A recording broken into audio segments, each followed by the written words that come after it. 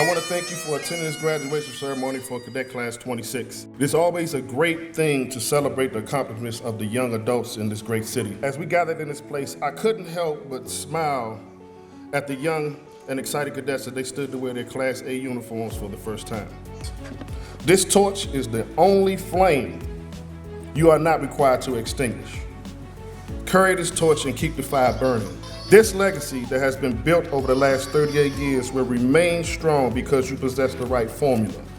I entered the cadet program as a new mom, so having to balance my time after I left the academy was a challenge. Trying to be there as much as I could for my baby and making time to study was very humbling. It was a sacrifice I had to overcome, so I wouldn't get left behind or fell out. The cadet program taught me maturity, accountability, but most importantly, discipline.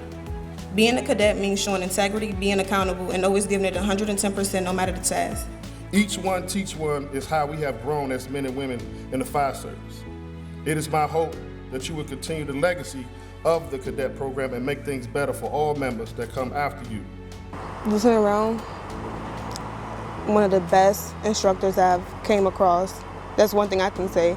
Anytime I needed help with anything I was going through, he was always a listening ear, a shoulder to cry on, and a very dependent man. That's one thing I can say. Be proud of yourself and never let anyone take the air out of your sails. Always strive to soar above all and be ambitious. We survive by being there for one another. Many have come to our small district to be a part of the legacy of this department. But cadets, you were born and raised here. You were bona fide residents and graduates of our great District of Columbia. Because you have DC in your blood, you are held to a higher standard than others. The legacy of this department, as well as the cadet program, is something you should be proud to be a part of. The men and women that have come before you have paved a path of excellence and should be only matched by more excellence. Next member will be receiving the Commitment Award, Probationer Ariana D. Barbour.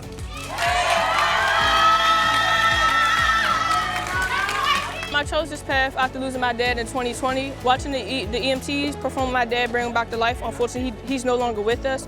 That motivated me to give back to my community and make sure I can, save someone else's mom, dad, sister, uncle, brother. That way they won't have to face the challenges and repercussions that me and my family face today.